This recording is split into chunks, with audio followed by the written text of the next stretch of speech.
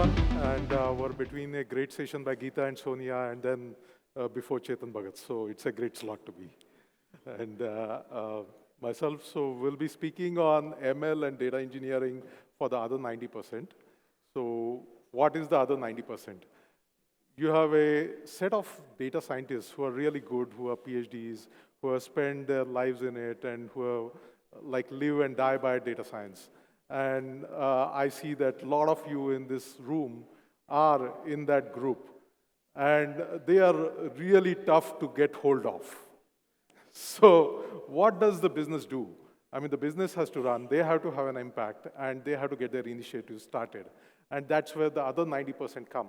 And these other 90% are the business analysts and the data engineers who need to get the work done and may not have all the knowledge of the data science world that exists today.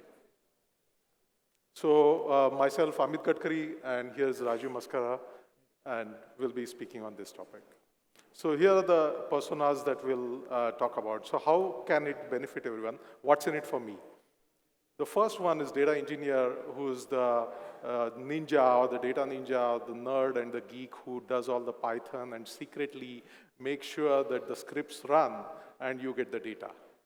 Sometimes and most times in real time. The second is the business user. He's the naive guy who says, I need to make my quarterly numbers. I need to make my annual numbers. I need to hit these targets. It's probably the VP of sales. Third one is the business analyst, who is the go-to person for the business user, who is, in the historical terms, was the Excel guy, and slowly is becoming the visualization, the Qlik guy, the Tableau Power BI guy. So that's the business analyst. And the last, and the elite few sitting in this room, and I'm honored to be here, is the data science folks who are there. So what we're going to talk about is how we can transform the life of data engineers and business analysts in this, so as to have an impact on the business users and also aid the data scientists.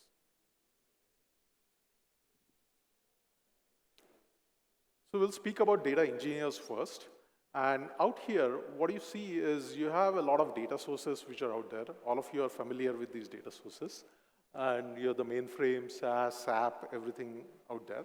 The data engineer has to somehow do a magic and get this all into a usable form into the data warehouse. That's what has been being done historically. And he has been using a lot of ETL scripting, the new age scripting, whatever goes along with it. But from an organizational standpoint, it becomes a big challenge to have such data engineers, A, available, and B, when they leave, what happens to the whole thing that they have built up. Nobody else can pick up. Nobody wants to pick up someone else's code. They want to build new code. So that's where the second layer is the analytics layer and the AI ML layer, which we are going to look at.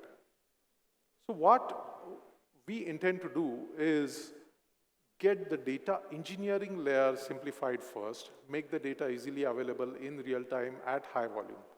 And that's where Qlik Data Integration comes into play.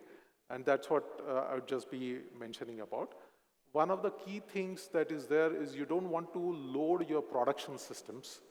You want to have a data which can be brought from any source, any target, and that's what is the first requirement. The second requirement is configure and not code. So this is the biggest thing that I wanted to talk about. As systems mature and as companies mature, they don't want the hero data engineer out there. Although for certain tasks, they do need the hero data engineer, but they want something which is a system and can work in a manner that even if the person changes, it's not changing.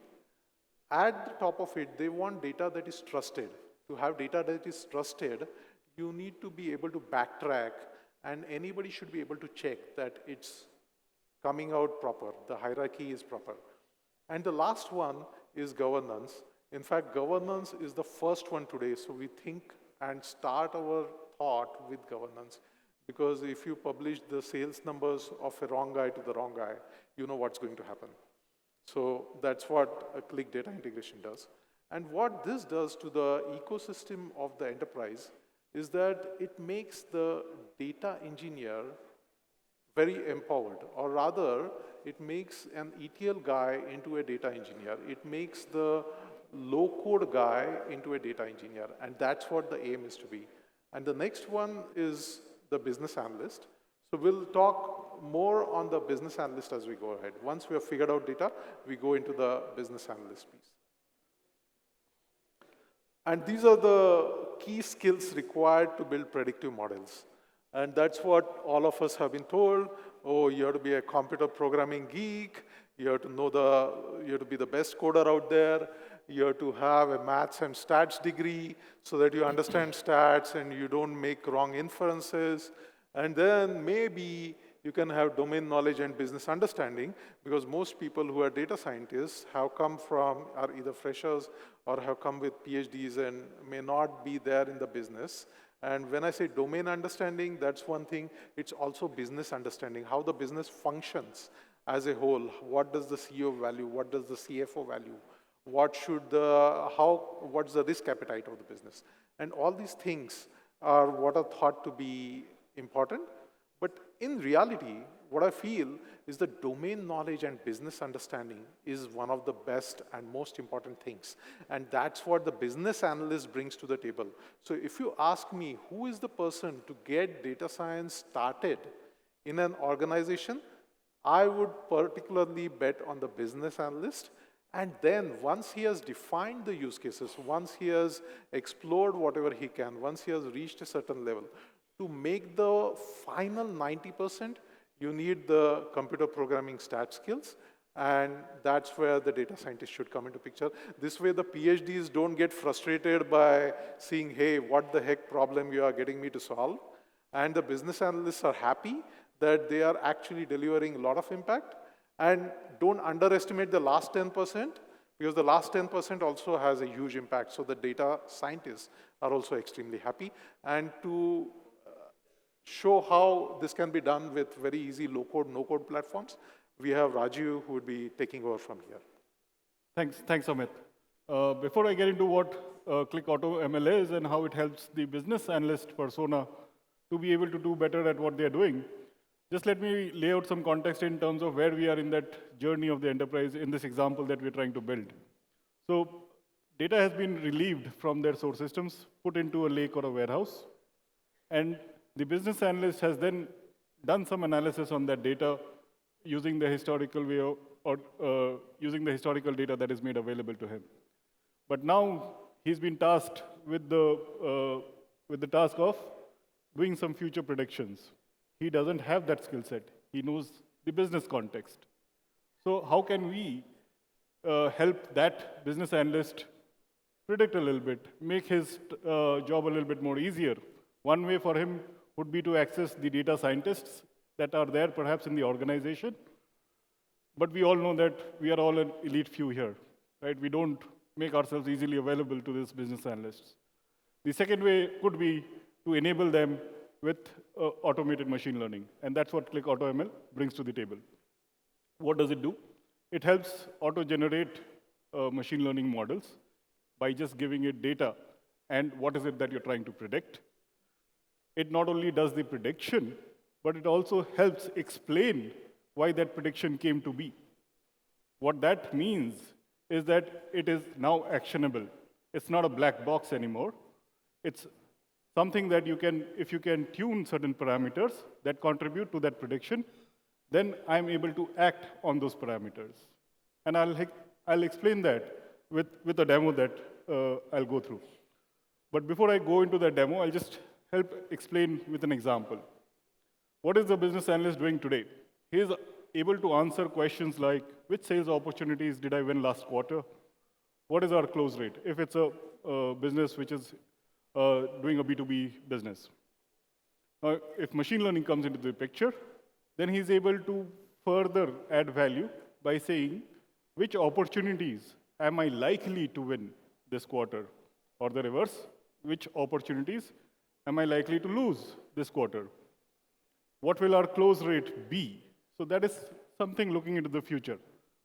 With explainability, what happens then is that he's also able to determine which are those key factors that are driving each of those sales opportunities? And is there something that I can do to act on those parameters instead of just saying that these are the ones that I'm likely to win or lose? So that's what this demo is all about. Let me just switch to this screen. All right. So here is a data set. Don't worry about what it is. It is an example data set for a telecom subscriber who've got their data around their subscribers, their customers, and some demographic and relevant details. And this is historical data, which talks about whether that subscriber has churned or not. The objective of me as this telecom company is to prevent churn of my customers, right? So this is historical data. Now what I'm going to do is use this historical data to first create a model that will help me predict that which of those customers in the future are going to churn or not. So I'll take that same data set, and then I'm presented in Qlik AutoML with all those columns. First thing I need to tell Qlik AutoML that I am trying to predict whether a customer will churn or not, right? Currently, this training data set has got yes and no against them. Now, just by selecting that column, what Qlik AutoML has been able to figure out is that there are certain columns that are relevant, there are certain that aren't. Country, it's not relevant. Why? Because it's got a feature, it contains only one single value. So having that in your training will not impact the model in any which way. Account ID, not important. Why? Because the cardinality of it is very high. It's got unique values. It's not going to help predict anything. I, as a business analyst, might have more information, domain information about this data set. And I might say that start week, not relevant for this example data set that I have. So I, as a business analyst, can add that domain knowledge to already what the machine is telling me and say that I am not going to take this data set in consideration for building the data model. But remember, this guy is a business analyst, so I don't know any machine learning algorithm. What Qlik AutoML helps do is also select algorithms by default, some pre-built algorithms, and it's showing you the names of all those algorithms which it has determined based on the data set. Now, this is a classification problem, yes or no, whether the customer has churned, yes or no. That's a classification problem. So it has determined the algorithms that are relevant from a classification problem standpoint. All right? And it has not only selected the best fit algorithms that might yield better results, it has also done some pre-processing. There are these cleaning steps of the data that takes a data scientist a lot of time to be able to make that data ready for running an experiment. Qlik AutoML automates some of those. Imputation of nulls, encoding categorical features. So if you've got categorical values, put them as columns if there are not too many unique values. Do some amount of feature scaling. Automatically hold out of the training data. So you'd want to split the training data into 80-20. Do a 5-fold cross-validation. In our laziness, we do it only once.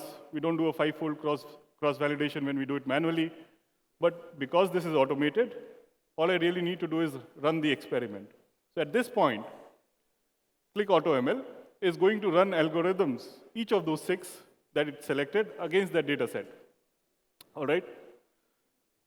Now, I, as a business analyst, may not be worried about what the F1 score or the AUC score or what is the precision, what is the accuracy of each of those algorithms.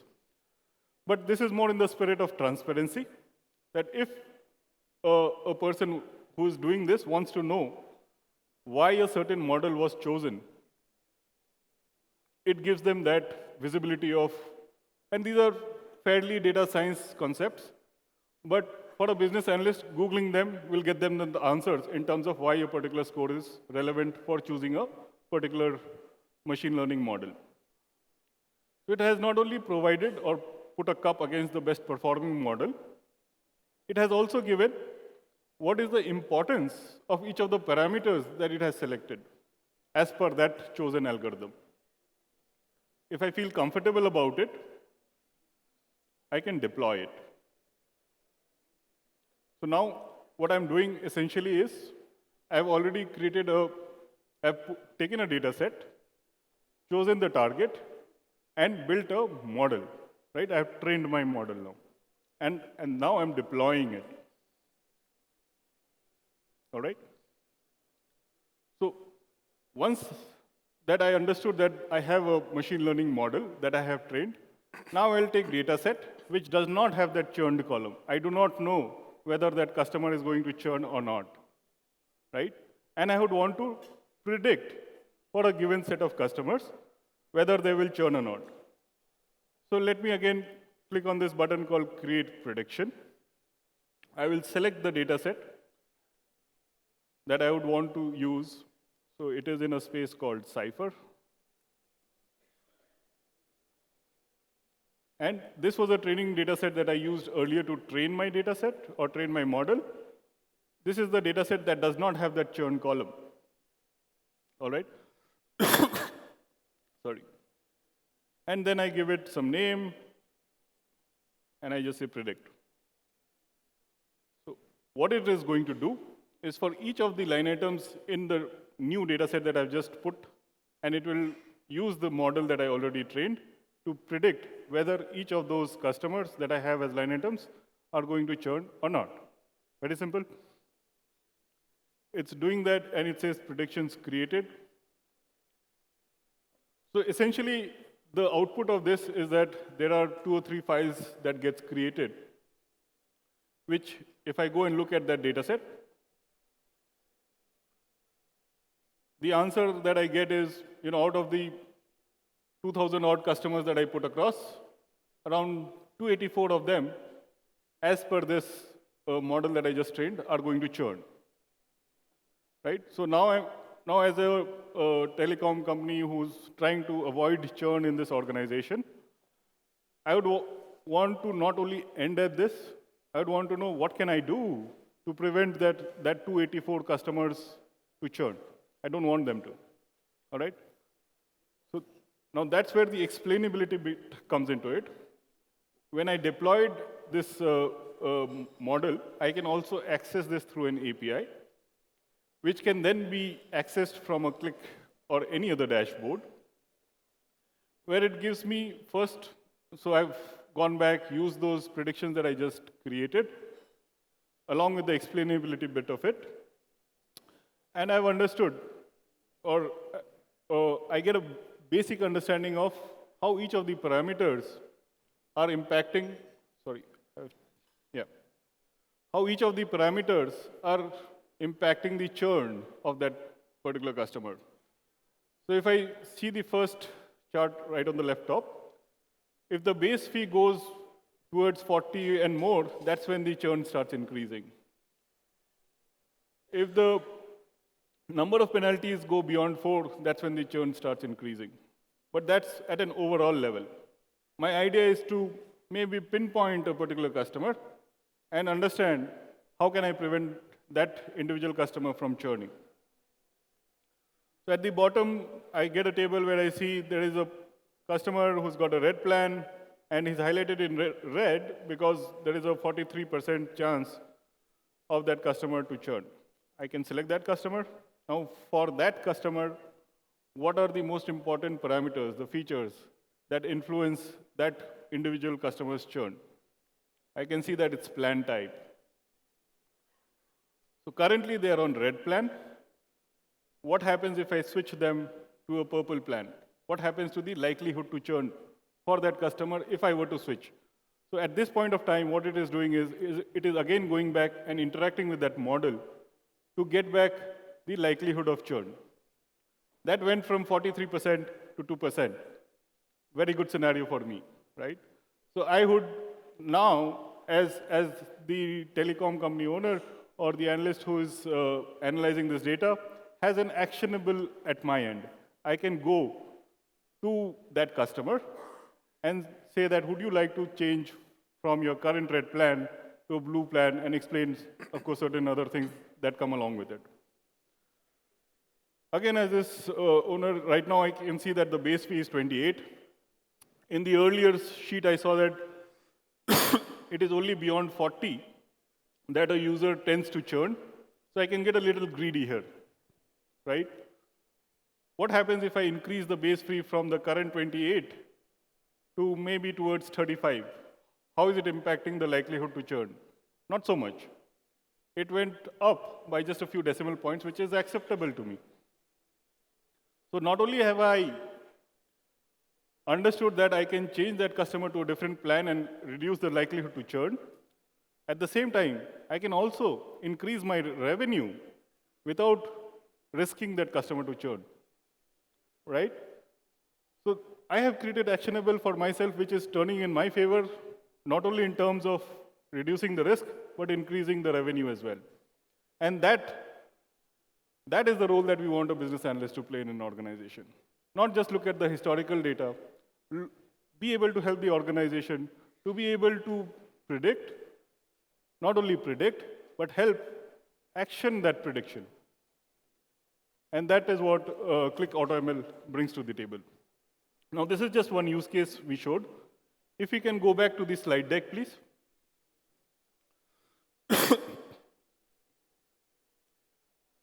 We started this by saying that it is for the other 90%. So this is the business analyst, where what I showed in the demo was just one use case.